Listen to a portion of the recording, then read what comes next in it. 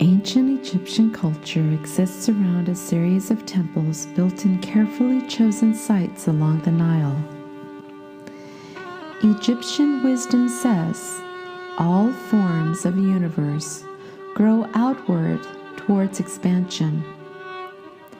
All expansion needs a container which protects the development. Each temple is a receptacle which allows the development of civilization to expand within the individual. Each temple manifests a different experience of universal understanding, a different fundamental principle, and is used to communicate that principle to produce an evolution of consciousness within the being. Each temple plays the role of duality within a physical, non-physical system in the body. Each performs a different role devoted to teaching and exploring a universal topic. In this way, we can move beyond the hypnotic influences of duality.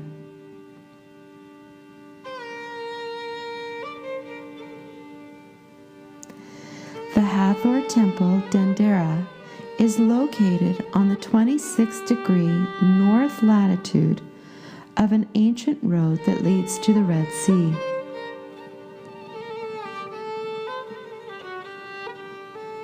The New Year's ceremony takes place each year on a starry evening of summer solstice. This is called the dawn of civilization.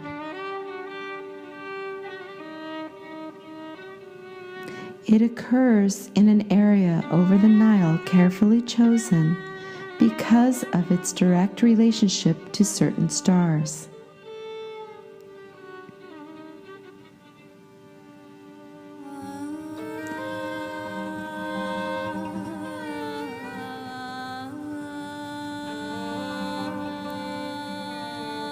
The Pharaoh of Egypt and the wisdom keepers of the mystery school of the eye locate a group of stars over the north pole of the planet.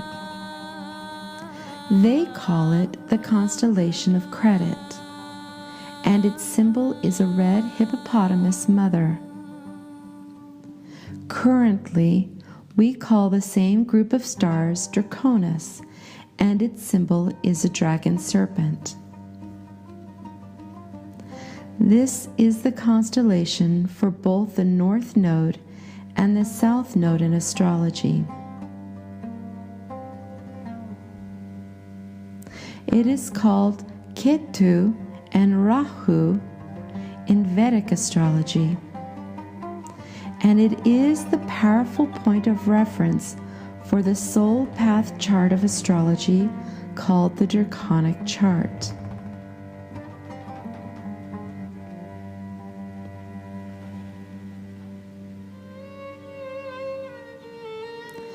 The most brilliant of all stars is Alpha Draconis.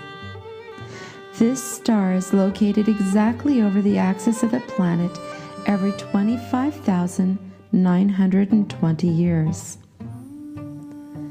The current lunar south pole is Delta Doradus, and the north pole is Omicron Draconis.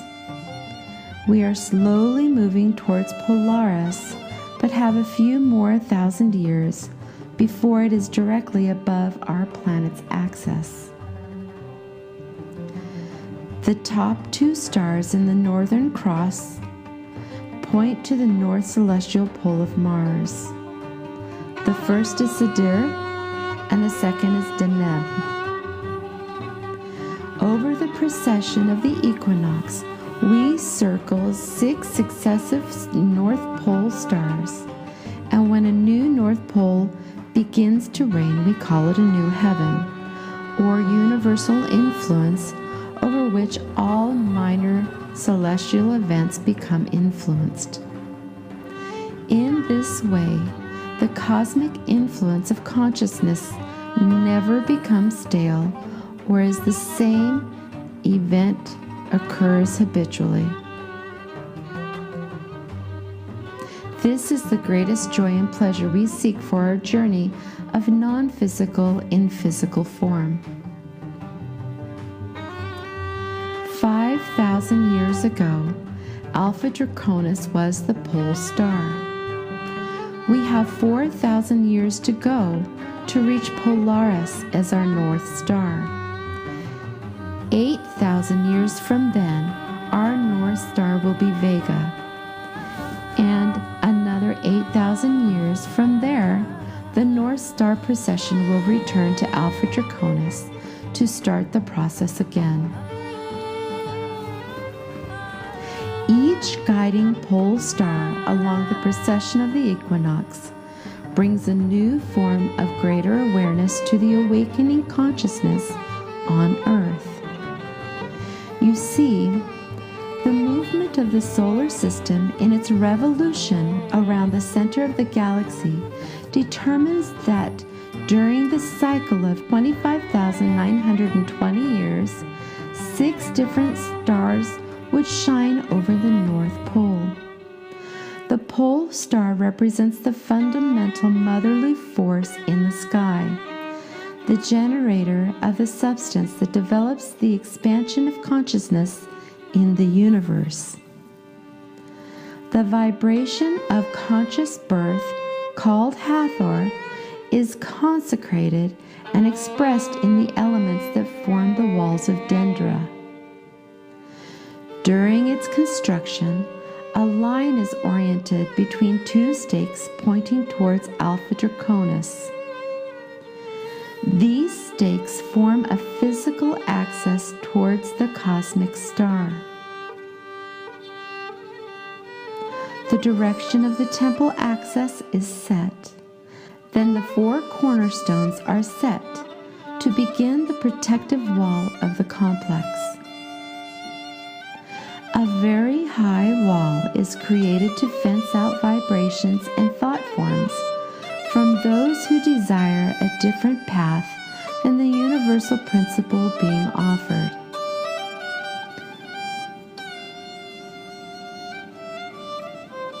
In the principal door located northward, the last series of aligned doors departing the temple frames the sky segment where Alpha Draconis appears. This makes Alpha Draconis easy to find for the wisdom keepers who systematically register movements during the night celebration of the dawn of civilization. That same night, but facing west, they locate another star at 90 degrees to the previous one. It is called Sirius and is a symbol of Isis in the sky. There is a second temple built in her honor with its axis and the second door in the wall of the Dendera complex aligned in the star's direction. The door of the temple of Isis frames the section of sky where Sirius travels with the sun, trailing her, and appears on each 21st day of June. On the day of the summer solstice, the wisdom keepers record the movement the stars made in the precession of the equinox. They study the process, experiencing the energies of the moon's effect on each constellation, and embedded the secret wisdom in pictures, not words, on the walls of Dendra, so that it would be felt and experienced, not logically formed as opinion. Sirius, the symbol of Isis, is called the dog star because it follows the Orion constellation. The reappearance of Sirius in the sky after being hidden for 120 days marks the first 40 days of the first season of water, the flooding. Sirius is very important because of its use to divide the year into 3 periods called tetramends. Each tetrament has 4 eras with 3 weeks, each week being 10 days.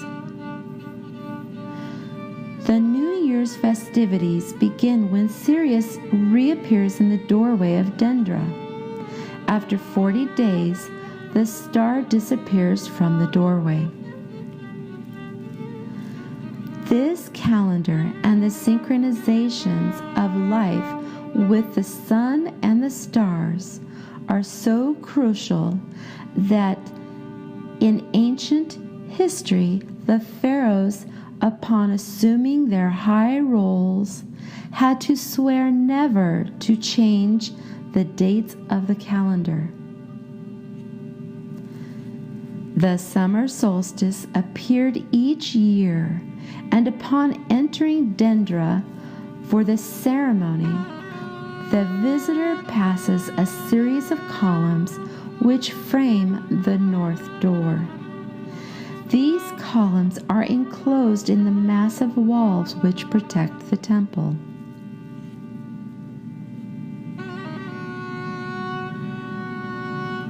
Upon crossing the portal, the principal outer sentinel, or room of life, the temple appears with 6 columns and its north-oriented axis precisely aligned for the study of the stars. Very near the entrance of the complex, the carving of conscious illumination is found. It depicts the birth of Horus from Isis and his father Osiris. Its carved love scene shows Isis and Osiris, the birth of their son Horus, and the presentation of the child. The scene is of birth of the boy into material form. Over each of its columns is the protector of pregnant women that favors the birth of children.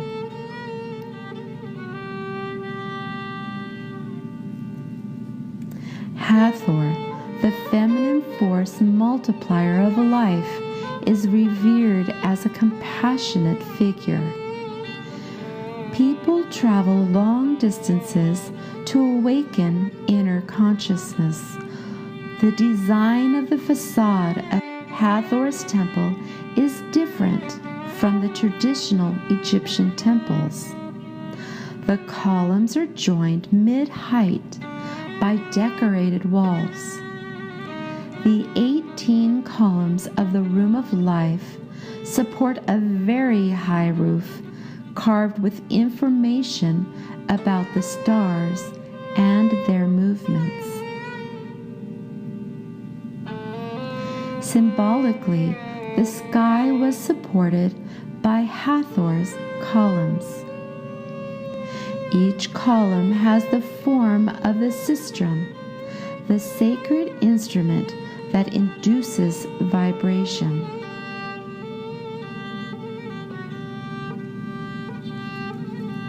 It is with a series of metal discs used by female wisdom keepers of Hathor. Dance and music were combined to produce a singular event which explores consciousness in the individual.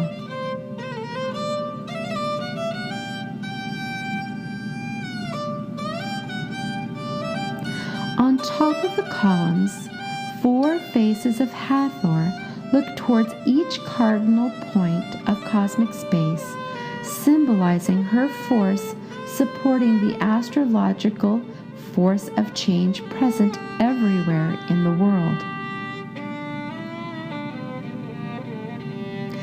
The astronomy tables have been created through hundreds of generations of wisdom keepers so that this knowledge would not disappear forever because of religion or governments.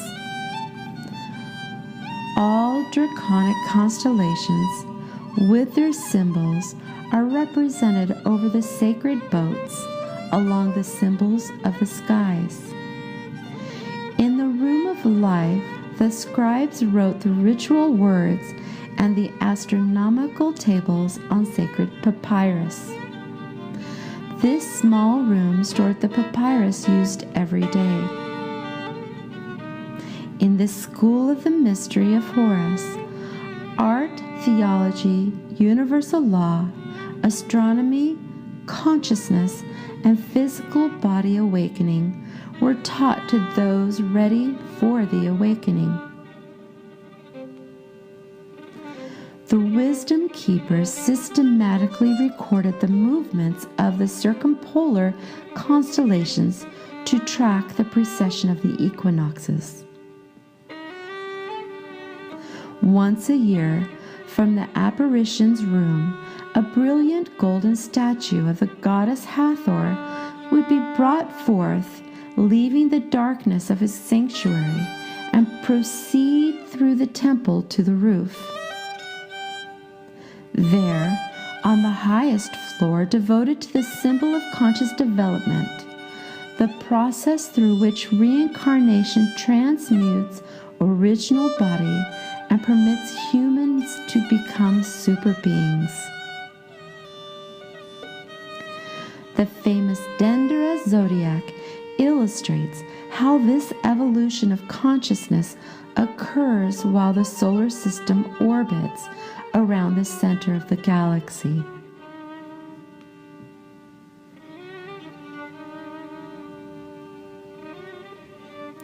Around this room are found the 6 spaces for the daily rituals. The first kept the objects devoted to consciousness.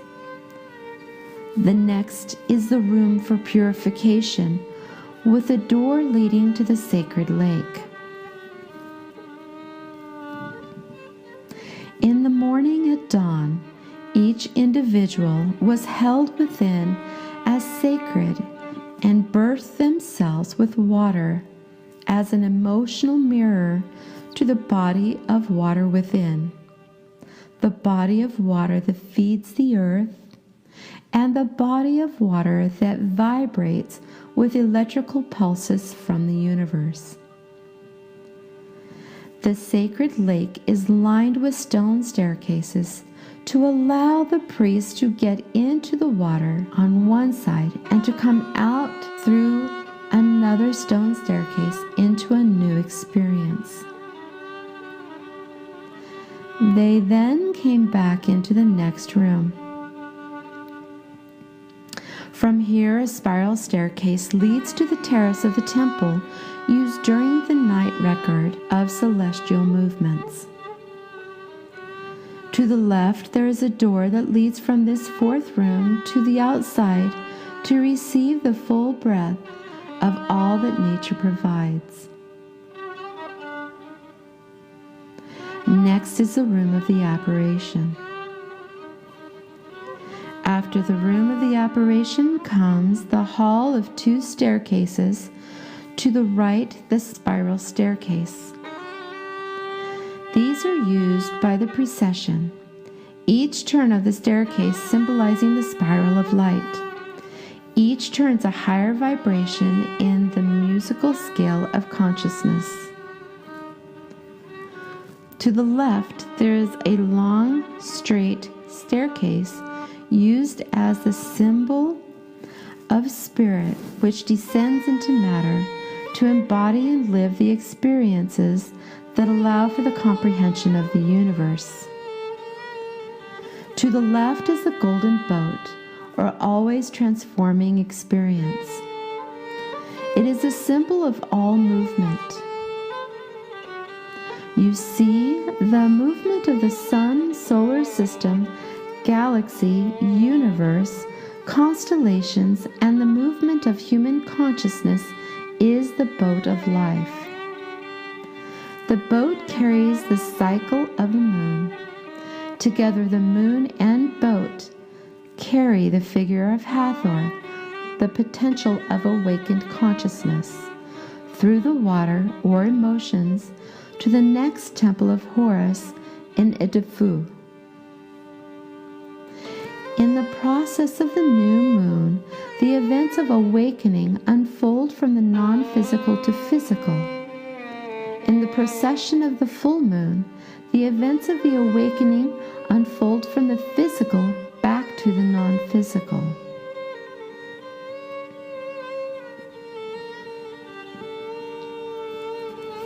Deeper into the temple, it becomes darker, the ceilings get lower, and the doors more narrow. The floors rise up to allow the individuals to clearly see the star Alpha Draconis. Finally, in the deepest part, aligned with its axis in the heart of the temple, the most sacred space, the inner experience of the Philosopher's Stone, the awakened self.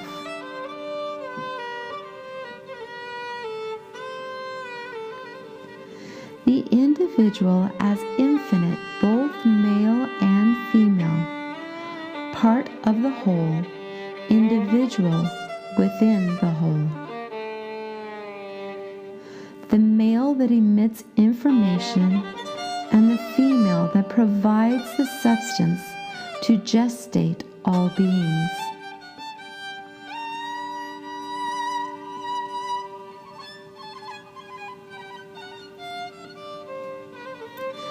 There are three names to the masculine part of the infinite. To distinguish separate function, it was called Tum when vibrations remained motionless, containing absolute information before creation of the universe, each new choice being a newly created universe. It is called Tom when set in motion to emit the information that creates the universe, the stars, the planets, and the natural kingdoms on them. And it is called Utam when the vibration of a new universe is created within the consciousness of man.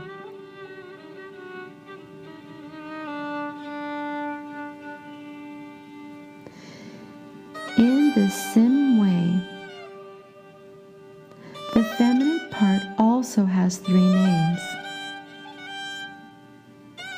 It is called Noon when in one homogeneous substance of amniotic liquid universe without form and in a state of perfect balance. It is called Sekhmet as the liquid universe takes the multiplying principle of movement and reconciles and harmonizes temporarily the opposing forces and produces movement in time-space. Its intensity condenses matter into successive states of water, air, earth, and fire, and also produces the force of life represented by Hathor.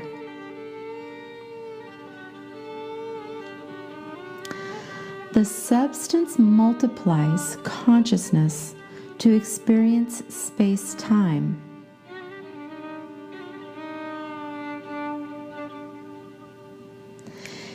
It is called Hermut when the creation is birthed into the four forces of nature of the physical body, expanding through connection with the etheric or infinite consciousness. In this way, the feminine principle is the boat of life. The boat of life represents the greatest gift and receipt of consciousness in the universal cycle of infinity. The boat of the north contains the fundamental forces of nature and the 12 hypnotic influences to be awakened within the truth-seeking individual.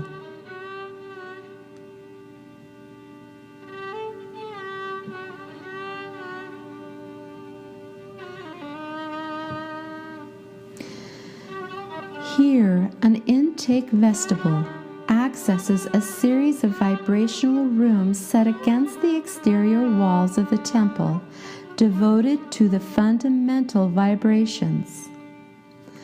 These vibrational rooms have sacred symbols carved on the exterior walls of the temple to connect the inner and outer worlds of the individual's experience. The carved symbols also on the exterior wall and the two connecting vibrational rooms to the left contain figures which harmonically resonate with one particular fundamental force or vibration, along with the musical sistrum used in the awakening within the site. The four vibrational rooms to the right contain the vibrations of Horus, Sokar, Pisces, and the gnome of Dendra. To the left is the lower room, which shows the necklace of Menna, with four figures of Hathor representing the four universal elements: harmony, love, wisdom, and freedom. Under the floor of this room is stored the most sacred and secret revelations of the temple. These rooms hold mysterious carvings of Horus handling a lotus flower blossom with a serpent in its interior. The flowers can be found in fundamental nature and universe to illuminate the interior chamber of the human self, to construct the pathway of darkened self to enlightened self.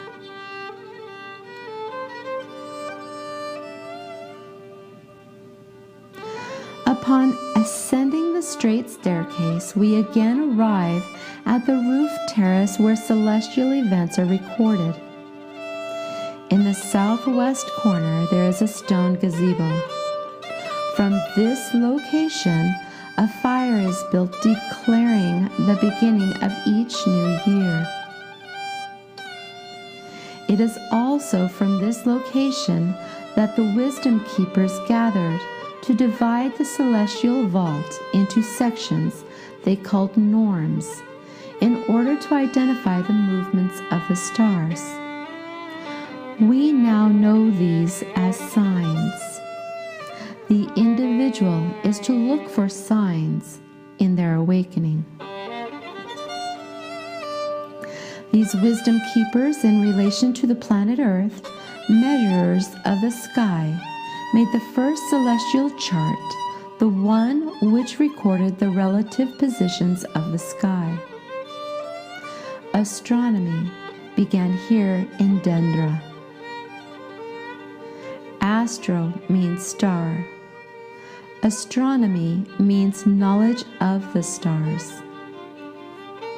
Crossing this terrace, we arrive at the two areas devoted to Osiris. The two divine principles which symbolize evolution and reincarnation of all human beings.